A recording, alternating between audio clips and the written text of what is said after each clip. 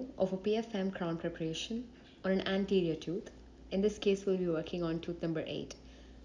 So after you've sufficiently isolated the tooth, the first step would be incisal reduction. For a PFM, you require 2 millimeters at least of incisal reduction to allow for good translucency of the restoration. Remember, we have a metal substructure for a porcelain fused to metal crown. To do your incisal reduction, start off with your depth orientation grooves. And these depth orientation grooves can be about 1.5 millimeters in depth, because when you start to even out and remove these islands of tooth structure and finish your preparation, you will end up with the 2 millimeters that you're looking for.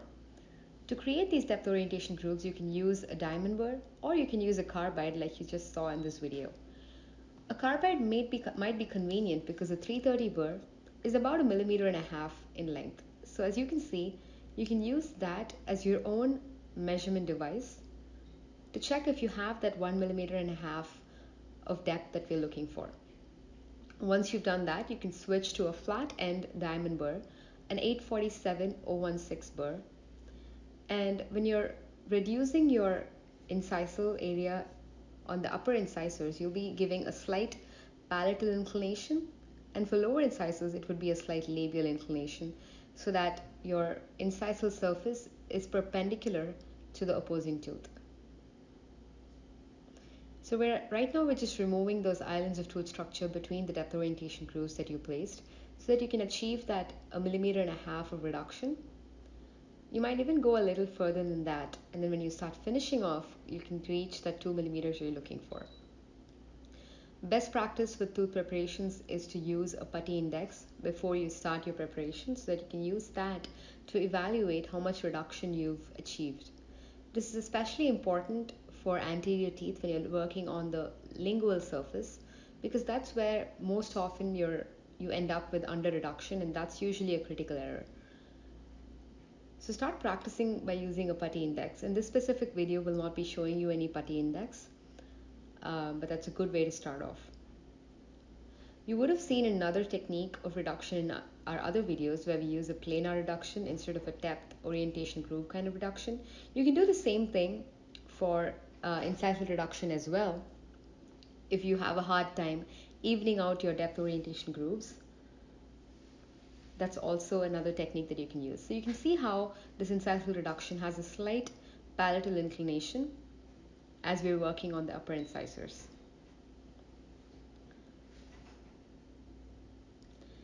The next step after your incisal reduction is to create a palatal bevel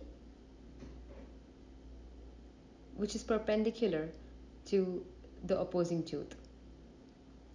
This is done so that you can achieve some excess material in this area to withstand the forces that your opposing tooth places at this specific area.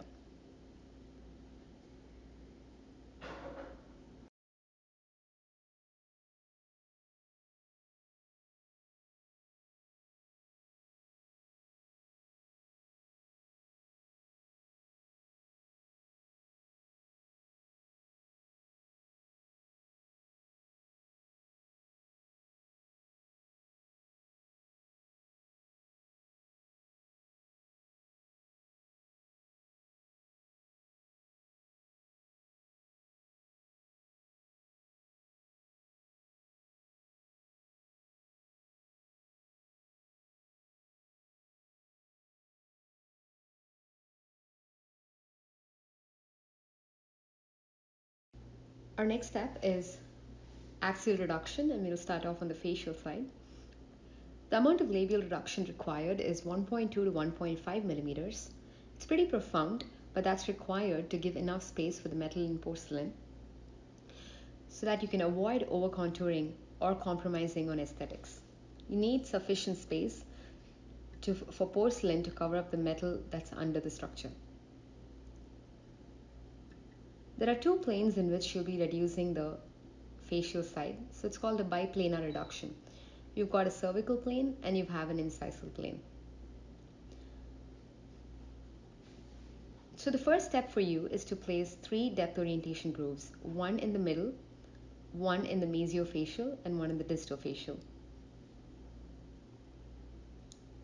You can think about half of your diamond inside this depth orientation groove.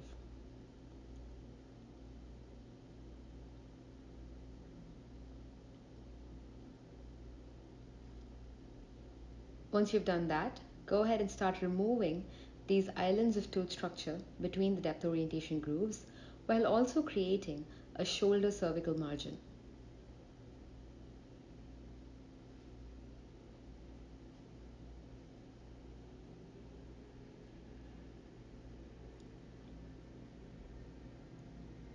It's also beneficial to complete the facial reduction in two phases, maintaining one half to be intact so you can assess the adequacy of your reduction in cases where you don't have a putty index with you.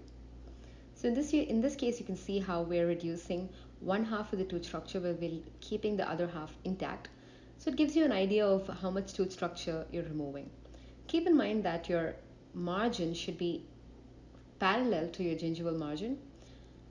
So it has a U shape rather than a flat, straight across kind of shape. So once you're done with one side, you can move on to the other side. And as you're doing that, also establish a margin on your cervical aspect. At this stage, your margin can be a millimeter or even a millimeter and a half away from the gingival margin.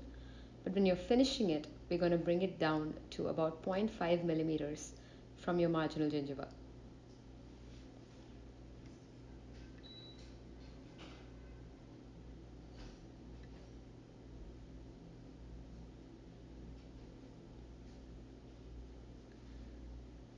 As you're doing this, remember that our facial reduction, like we said, has two planes. It has a cervical plane and it has a facial plane.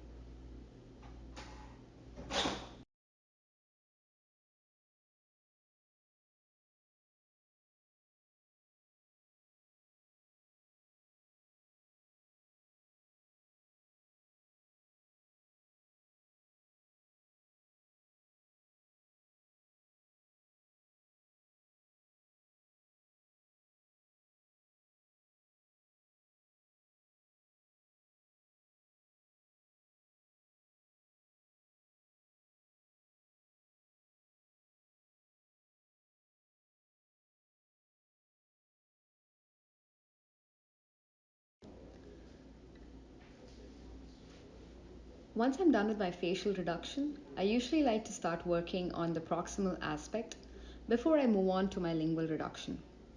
I find that it gives me a better idea of where I need to place my lingual margin after I do the interproximal reduction.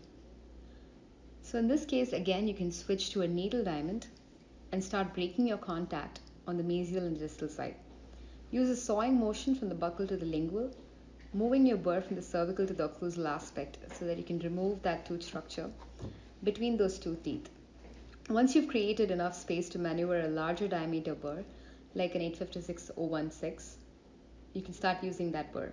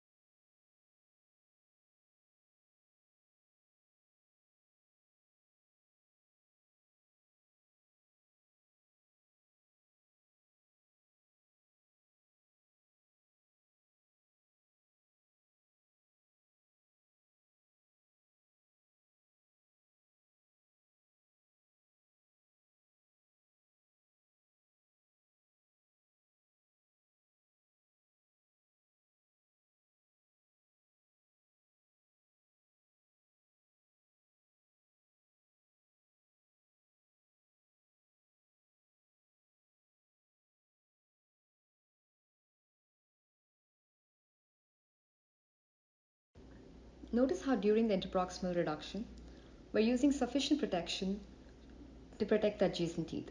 On one side, we're using a wedge, which helps to create separation between the adjacent teeth. And you can kind of do this at the beginning of your tooth preparation so that it eventually creates a little bit of space. This is not like natural teeth, so it's not like it's going to create any real separation, but it gives you enough to work through that area. You can also use matrix bands to protect your adjacent tooth. A better one would be to use a fender wedge because the matrix that we're using in that wedge is a little more tough.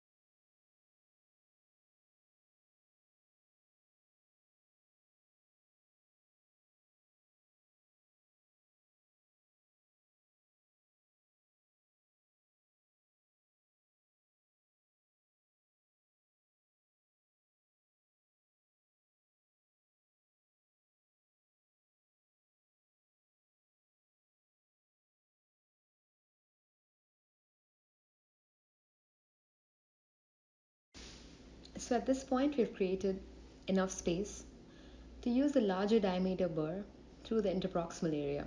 So I've switched to my 856-016.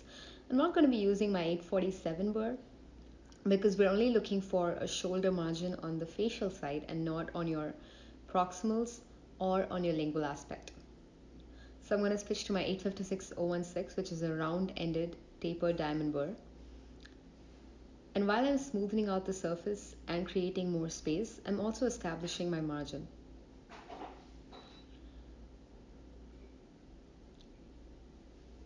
And all the while, you're going to keep your burr parallel to the long axis of the tooth structure that you're working on. And that's going to create the taper that you're looking for. You don't have to tip the burr to create the taper.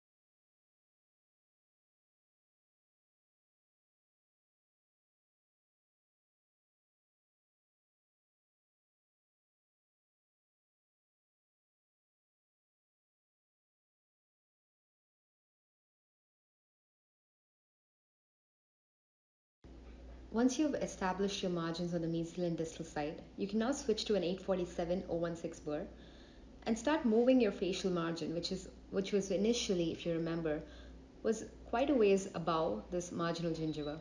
So I'm trying to take my margin so that it's placed about 0.5 millimeters from the marginal gingiva. But you need to be really gentle and follow the contours of the marginal gingiva while moving your margin a little more towards the marginal gingiva.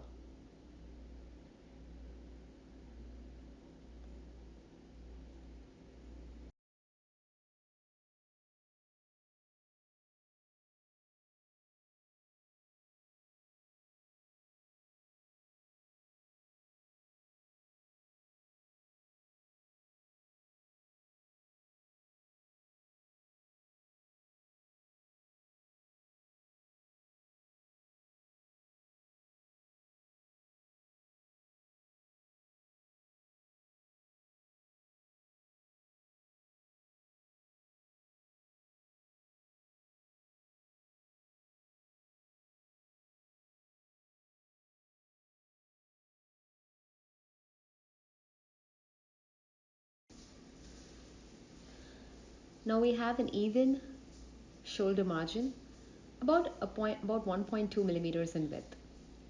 And then you can switch to your 856-016 burr to create the transition from the facial to your proximal side, while also rounding off any sharp line angles at the transition from your facial to your proximal surface.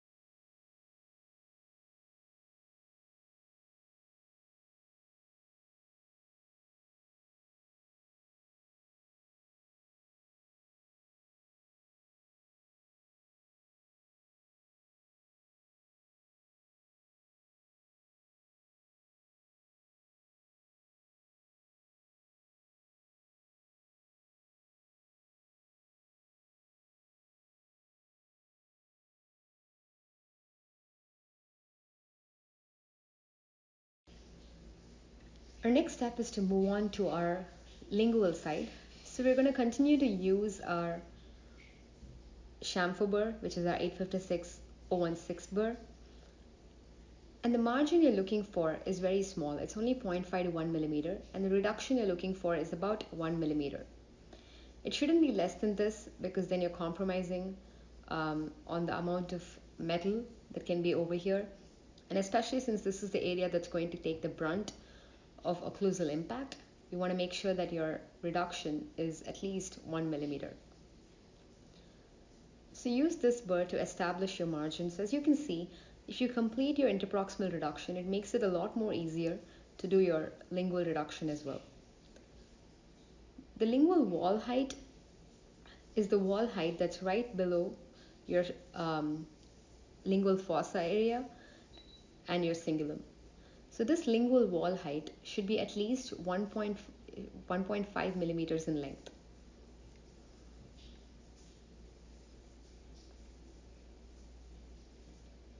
And again, we're holding this burr parallel to the long axis of the tooth. I'm not giving any additional inclination of the burr. It's just going to lean on the tooth naturally following its contour. And you have to slowly blend this to the proximal surfaces while establishing your margin.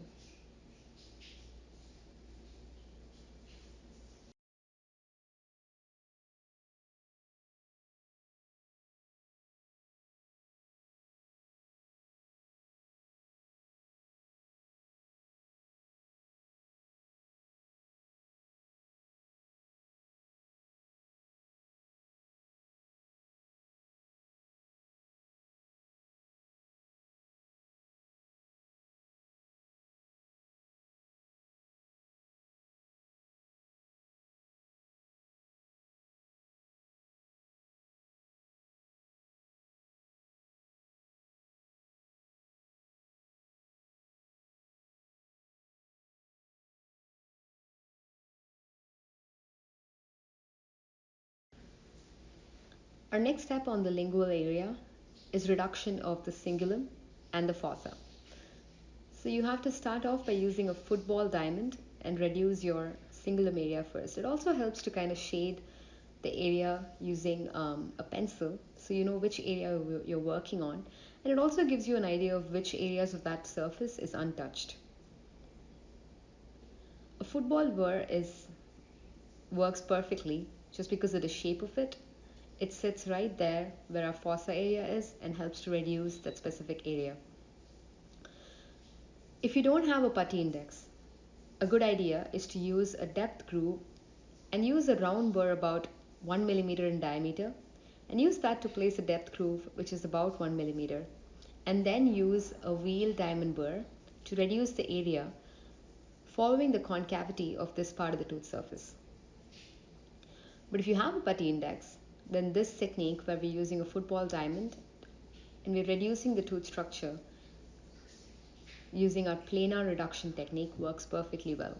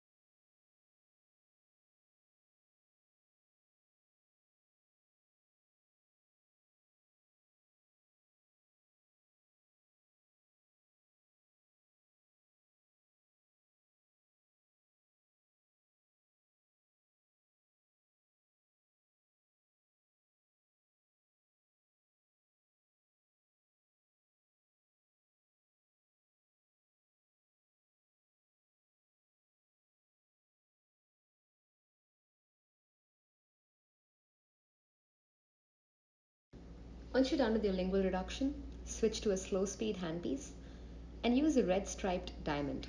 So on the facial side, we're going to be using the 847-016 burr,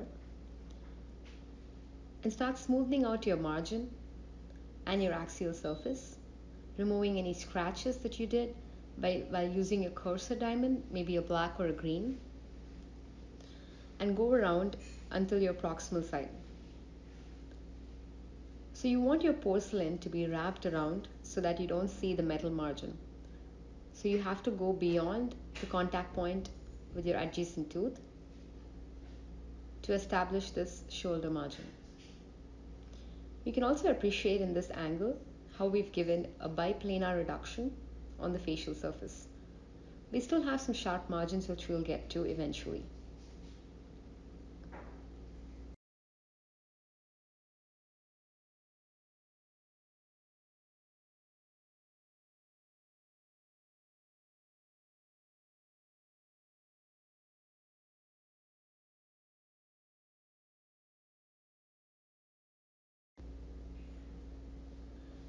When we are smoothing out the palatal side of our preparation, we have to switch to our 856-016 burr, or you can continue to use your 847 burr, except you cannot use that to smoothen out your margins.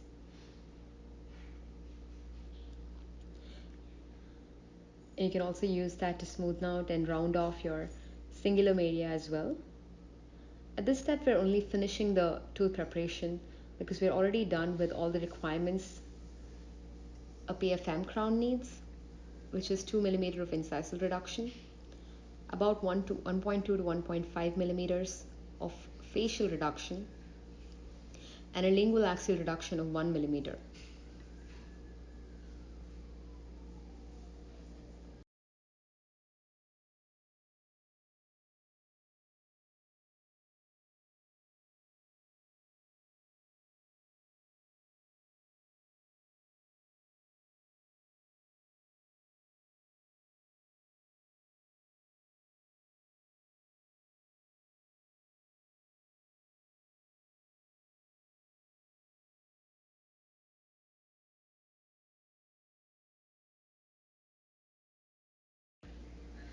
Here we have a preparation that's almost close to ideal.